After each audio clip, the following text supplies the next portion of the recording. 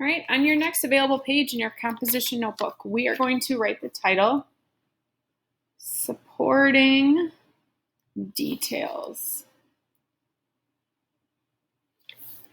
Now, this page doesn't have a foldable. We are just going to write notes down on this page. So if there's any point in this video that you need to stop and just continue writing down the notes, maybe I'm going a little too fast for you, just make sure that you pause it to finish that and then press play again when you're ready to move on. Okay, so supporting details are the middle section of the paragraph. It's not the first sentence, it's not the last sentence, it's the stuff in between. So supporting details, I want you to think of supporting details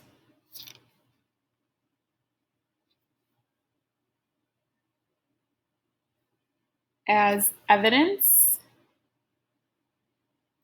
I'm going to underline that word, evidence, E-V-I-D-E-N-C-E, to back up or prove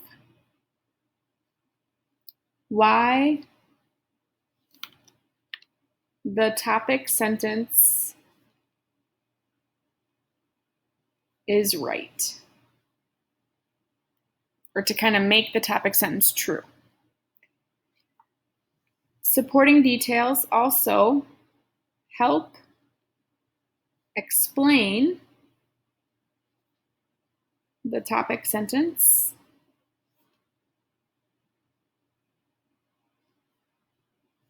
by adding detail. So remember, our topic sentence introduces what the paragraph is going to be about. The supporting details is what the paragraph is about. That's what your topic sentence was hinting at.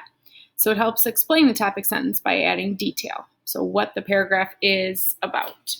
Now going back to the hamburger model, this is like the tomatoes, lettuce, the burger part of whether it's a meat, a beef, a chicken, a turkey burger, cheese,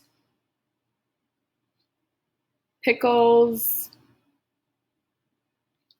onions, mayo. There's many different kinds of things that you can put on a burger or the inside of a burger, kind of the same thing as a supporting detail. There's a lot of different things that you could include to support your topic sentence. There's a lot of different types of supporting details that you could use. There's countless sentences that could be used for that, just like I listed all these things here. So the sandwich would be boring without these yummy inside pieces, whether it's just 2 for you or if you like all the works. Sandwich would be boring without these inside the bun.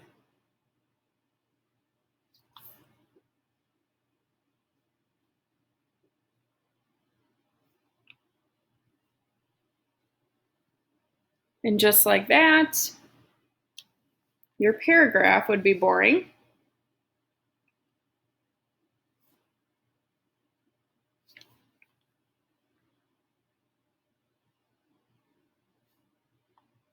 without these inside the topic and conclusion sentences. Okay, so it's the meat of your paragraph, just like the burger, the middle of the burger is what the burger is. So that's usually what they describe as the type of burger on a menu. They don't say the bread burger. Okay, they're going to talk about what's in the middle of the burger, and that's what they're going to name it, the bacon cheeseburger, or even just a sandwich, hot ham and cheese sandwich. You don't really talk about the bread per se, unless they add a little detail of what that bread is. Okay, so then there is kind of an order that we will be working with in this paragraph unit and then throughout the rest of the year that I'm going to have for you written down here. Not that you necessarily always need to follow this pattern or this order for the sentences in your paragraph, but I'm going to give you the wide or the expanded out pattern so that you have that option to kind of expand your paragraph if you need to. But otherwise, here are the basic parts to a paragraph that we're going to be working with. And I'm going to color code these, so feel free if you want to have 3 different colors out. Otherwise, or you can just write it as is. So your first sentence in a paragraph is your topic sentence. And then that transitions into a supporting detail. So supporting detail, and I'm going to put number 1 because a lot of the times you will have 2 to 3 supporting details in a sentence. And then sometimes you will actually have extra information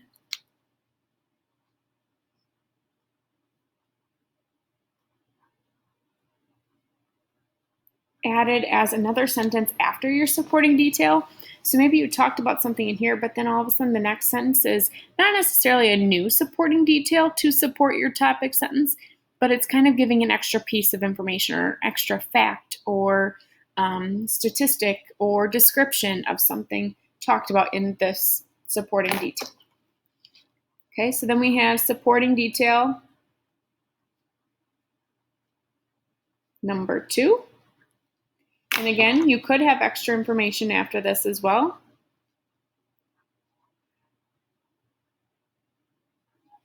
Okay, and then supporting detail number 3.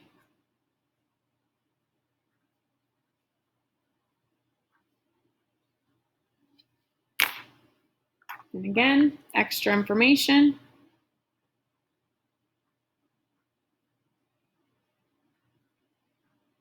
And then lastly, a conclusion sentence. Okay, so like I said, this is not the pattern that every single paragraph you write in this class has to follow. It does not have to have this many sentences, because if you look, 1 sentence, 2 sentence, 3, 4, 5, 6, 7, 8 sentences is what this paragraph could be. And you probably have gotten used to the 3 to 5 sentences or 4 to 6.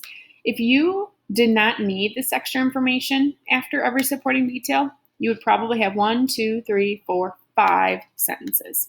But as we work through this paragraph unit and throughout the rest of the year, I am probably going to encourage you to have at least one of your supporting details have extra information.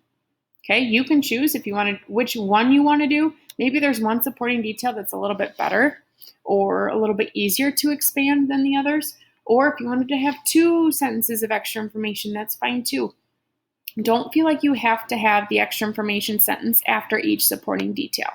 Okay, those are just like this word says, extra, extra. It's not included. It's not required by any means. Okay, so that is all we are doing for our lesson today. So just make sure that you have these notes copied down. I will zoom out one more time in case you need to copy down anything else. You can pause it on. Oops, zoom it out a little bit more here. Pause it on this slide or this view here and see what you need to copy down. Otherwise, just send me an email if you have any other questions. Thank you.